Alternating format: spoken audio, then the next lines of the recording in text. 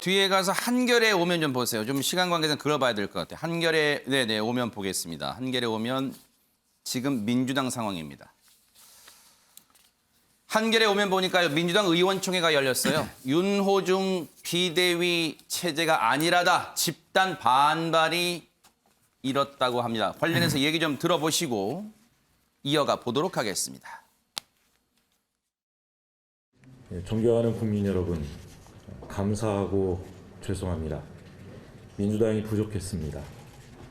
국민 여러분의 성원에 부응하지 못해 거듭 죄송합니다.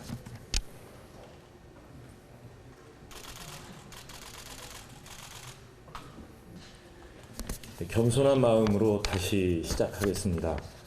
비대위원장으로서 당을 빠르게 재정비해서 더 많은 국민께 신뢰를 드릴 수 있도록 혼신의 힘을 다하겠습니다.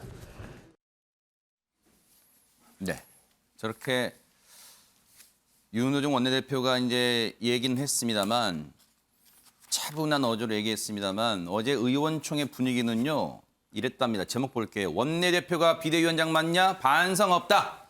한 30명 정도가 발언했는데 과반이 반대, 우려. 그러면서 김두관 의원이 의총에서 뭐 발언도 하고 SNS 메시지를 냈는데 일단 저거부터 보세요. 부동산 책임장 출당시켜야 했잖아요. 여기 볼게요. 기사 여기 보겠습니다.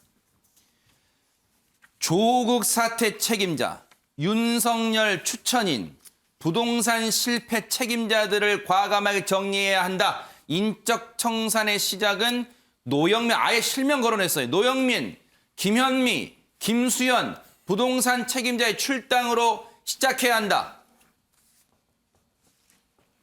자, 일단 이 부분은 그러면 최민희 의원님 얘기를 먼저 듣는 게 낫겠어요. 일단 지금 시간이 네 분의 얘기를 다 드려야 되니까 남은 시간을 감안할 때 한 1분 20초 정도씩 드릴게요. 네, 최민희 의원님. 그 의총이 저런 건 너무 당연하죠. 그런데 저 의총에서 모든 의원들이 내 잘못이었다. 이렇게 했으면 어땠을까? 국민들은 그걸 가장 보고 싶으셨을 텐데 뭐 윤호중 의원이 비대위원장을 하냐 마냐냐는 이 시점에서 아주 마이너한 문제입니다. 그래서 그건 좀 아쉽습니다. 왜 아침에 일어나면 다 내 잘못이다 이런 생각이 들지 않습니까? 그래서 되게 죄송한 건데 우선은 과반이 반대하고 과반이 이제 말하자면 이렇게 갈 수밖에 없다 한 이유는 원내대표는 선출된 그 당원들의 지도부가 아닙니다. 그래서 당원 당규에 따른 것뿐이에요. 그럼 윤호중 위원장이 하고 싶었겠냐? 저는 아닐 것 같습니다. 근데 당원 당규상 지도부가 총사퇴하면 원내대표가 비대위원장을 하게 돼 있어요. 이렇지 않을 경우 제3임무를 하거든요. 그래서 정세균 전 총리가 이게 언론에 보도도 됐어요. 그러면 정세균 전 총리가 매우 좋은 분이고 훌륭한 분인데 만약에 그렇게 갔을 때 찬성 반대가 없겠냐. 이렇게 가는 순간 더 큰 소용돌이에 휘말릴 수 있거든요. 그리고 김두관 의원의 저 말은 아마 일반 지지자들의 마음을 얘기한 거고 그리고 모든 자료를 봐도 부동산입니다. 핵심에. 부동산 정책 실패에 대해서 심판한 거예요. 그리고 그럼 그걸 겸허하게 받아들여야 되죠. 그런데 지금 노영민 실장이나 김현미 장관이 지금 아무것도 안 하고 있잖아요. 네. 그래서 그 마음은 네. 이해하고요. 그다음에 이재명 비대위원장은 저는 말도 안 되지 않나 싶습니다. 왜냐하면 대선에서 지금 어쨌든 많이 얻었지만 그러니까 진 후보가 비대위원장을 맡는 거는 좀 불가능한 얘기이지 않은가 싶습니다. 네.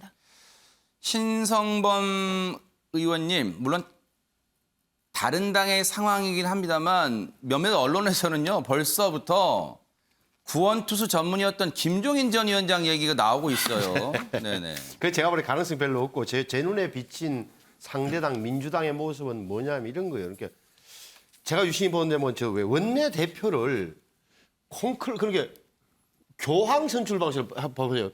네, 기사 있더라고요. 네네. 네, 원내대표를 각자 원하는 172명의 의원들이 원하는 원내대표 계속 적어내가지고 마지막으로 떨어뜨려가지고 마지막 한 사람이 과반 나올 때까지 하겠다는 건데 왜 저렇게 하는지 모르겠어요. 왜냐하면은 의도는 알겠어요. 갈등과 책임론, 선거표의 책임론이 안 드러나도록 하기 위한 고육지책인 거는 맞아요. 그런데 저도 뭐 원내대표 이렇게 향을 많이 봤습니다만 사실은 경선을 통해서 앞으로 우리 당이 어떻게 해야 될지 윤석열 정부하고 어떻게 협력하고 어떻게 대응해야 될지를 정하는 기조가 사실은 당내 경선 과정에서 나와줘야 돼요. 예를 들어서 뭐 조정 시기는 이렇게 하겠다든지 이런 식으로 거기에 대해서 찬반이 붙고 그렇게 해야 172명의 의견을 받아서 당선된 원내대표가 5월 10일 윤석열 대통령 취임 이후에 국무총리 인준 동의안, 국무위원, 장관들 임명 동의안, 인준 동의안, 임명 동의안을 어떻게 해야 될지를 정할 텐데 저렇게 해놓으면 네. 굉장히 앞으로도 혼란이 커질 가능성이 많아요. 저는 왜 저렇게 하는지 모르겠어요. 네. 유용하 교수님, 사실 뭐 이게 건전할 수 있어요. 왜냐하면 뭐 이 앞으로의 방향 놓고 여러 가지 얘기 나오는 건데 그런데 당장 민주당에게 발등에 불은 얼마 안 남은 지방선거란 말이에요. 그래서 지금 상당히 급해요. 지금 민주당 입장에서는. 그렇습니다. 그러니까 저는 참 민주당이 안타깝고 아직도 그 한계를 못 벗어난다라는 느낌이 많이 들습니다. 그러니까 지금 말씀하신 대로 지방선거 시스템이에요. 저거는 비대위는. 윤호중 원내대표는 3월 25일 날까지 임기가 마감됩니다. 네. 그래서 비대위원장을 한 거예요. 새로운 원내대표가 뽑혀요. 근데 왜 윤호중 1년 동안 지도부를 했던 사람이 왜 또 비대위원장을 하는지 민주당이 변화와 쇄신 이런 부분을 왜 못 보여주는지 어쩔 수 없이 정했다 그랬는데 아마 상당히 답답하고 참 걱정이 많이 되고 그리고 그런 선거 과정에 많이 들었을 거예요. 민주당 사람들이 민주당이 싫어서 이재명 안 찍겠다. 이런 얘기 안 들은 사람은 없을 겁니다. 자, 그럼 무엇을 할까요, 지금요? 사람이 없다 그러지 말고 찾아야 되는 것이고 사람을 만들어야죠, 이제. 저는 그런 얘기를 분명히 좀 해주고 싶고 윤호중 원내대표 사람도 무난하고 좋은 분입니다. 저도 잘 알고 있습니다. 그러나 이제는 물러나야 되는 거 아닙니까? 1년 동안 지도부 했고 다 물러났잖아요. 송영길 대표 테러까지 당해서 물러났잖아요. 그렇게 해서 왜 사람이 없으니까 찾아보면 다 있죠. 그래서 지방선거 시스템에서 변화와 쇄신, 성찰과 반성하는 이러한 민주당의 모습을 보이기를 저는 간곡하게 부탁합니다. 네. 이런 질문을 좀 문인철 평론가님만 좀 드려볼까요? 제가 서두에 방송을 시작하면서 골프와 정치의 공통점을 언급했어요. 고개를 들면 망한다. 그런데 이제 윤석열 당선인 입장에서는 대선 승리와 함께 덤으로 얻은 선물이 대선일 날 치러진 5곳의 재보궐선거에서 4곳을 이기고 야당 성향의 의원이 또 한 명 돼서 사실상 압승했다, 싹쓸이했다 이런 평가가 나왔어요. 그래서 지방선거에서도 이기고 싶어 하겠죠.